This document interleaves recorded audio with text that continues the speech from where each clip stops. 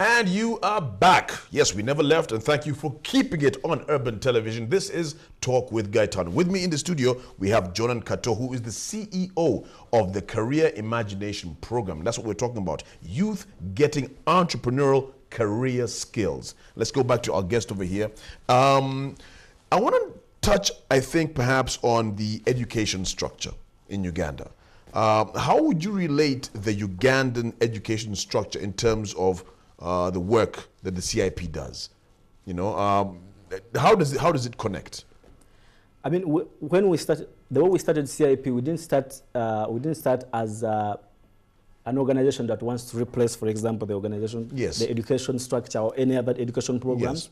But we want to just support to fill the gap. I see. So definitely, what I think for the past 5 years, you know, the government has tried, you know, because now there's a program by the government called Skilling Uganda, where they're structuring on reforming. There's also another program that is reforming the curriculum to capture some of these aspects we're addressing. I mean, there's effort to change, but whether that is being implemented, you know, I don't know.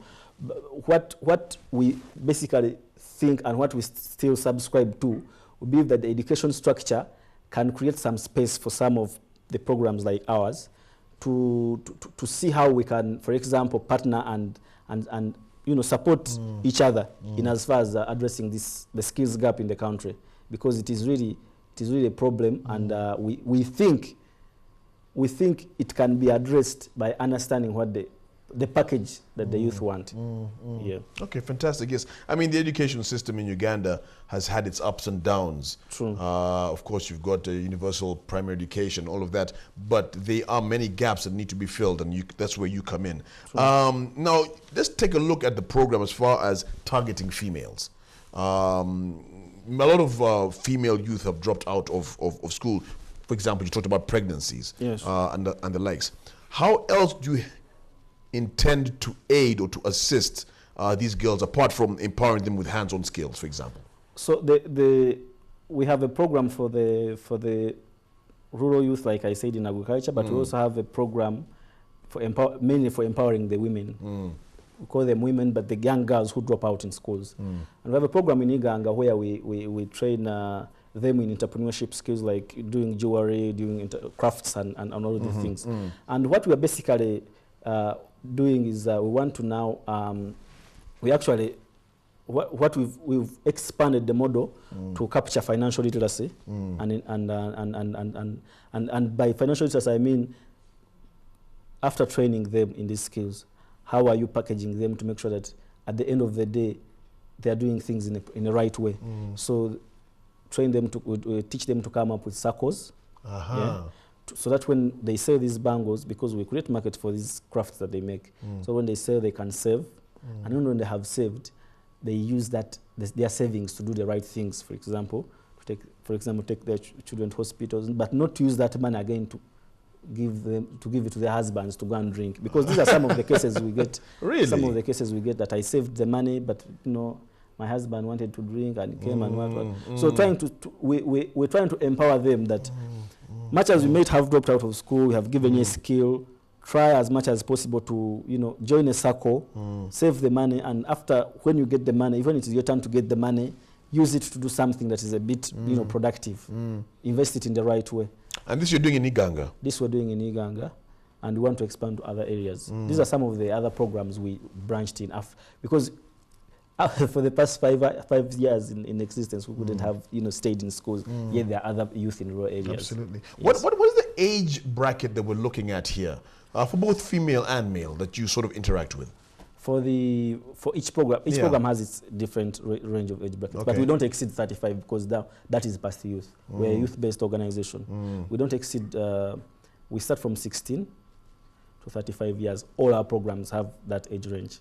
Yes, we don't really exceed those. I like how you say 35 and above is no longer youth, and yet we have a lot of members unemployed. We are the youth, and the guy is 45. So I'm glad that you're doing that within that age bracket and keeping it there. Where do you see the program in the next, let's say, 5 years? When we started this program, like I said, like how you saw our birth, having born in 2012. In 2012, and wanting to expand the model to the African continent, we have already established contacts. So in the next 5 years, we want to expand to other countries.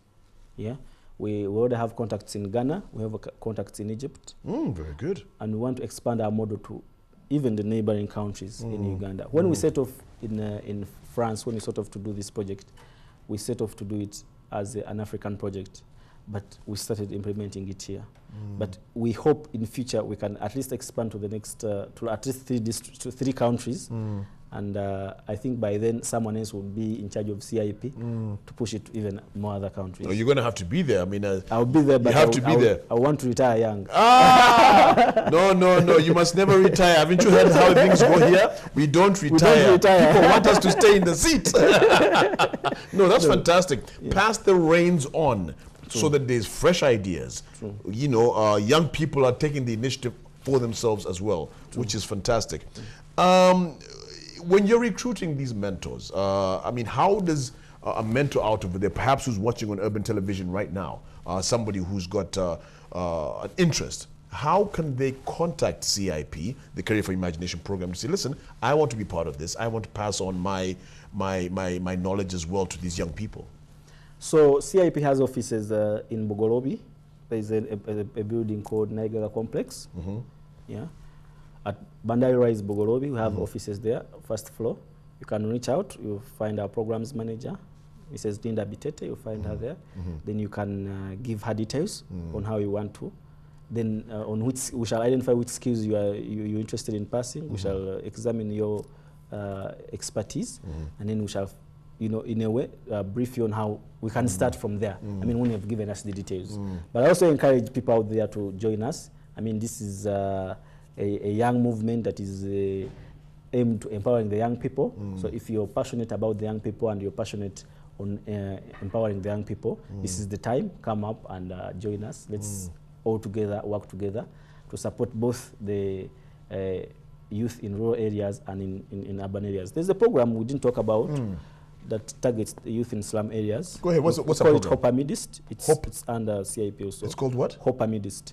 And we target the youth who are in slum areas, very good. And refugee camps and prisons. But in the same sort of aspect. Same aspect. Yes. Go train, skill, and this. But you see, what we are doing is we're making CIP a youth program. So we don't want to leave any youth behind. So when we're training, you know, someone would, because we would get cases to say, we want your skills, like how you can watch us here and say, we want your skills, but for example, we are in a refugee camp, we can't what. So that's how we designed that project for those who are in, you know, situations that necessitate special arrangements. Yes. That must be very interesting, of course, because you say you don't want to leave anybody out whatsoever. So was the, when you were working with the young people in perhaps in the slum areas and all of that, their needs are different. True. Because, you know, you got rural, you got urban, but then you got slum, which is totally different. How do you deal with that? I mean, the slum areas, we take skills that, you know, after someone has learned, he can translate immediately, because they are not in school, and they are, you know, they want immediately, want something. Yes. So the skills we take are the chap skills, like do candles, you can sell them. Do soap, you can sell soap. And we identify markets for them. Do paint. This entrepreneurship skills are the most. You know, they are not really interested in these things of. You know, financial what you're going to tell them. You know, that doesn't work for them? That doesn't work for them. So that's how we reach, when we're reaching them, we reach them with musicians. For example, some of them already have their songs, they want what, but they want to talk to a musician. Like again, it's the same approach. Talk to them, which people do they want to come and train them in what skills. And most of them, we find them in community centers. So we work with community centers. For example, Naguru Teenage Center. Oh, so that's how you reach out to them. You first go to the community centers that are in the area. Yes.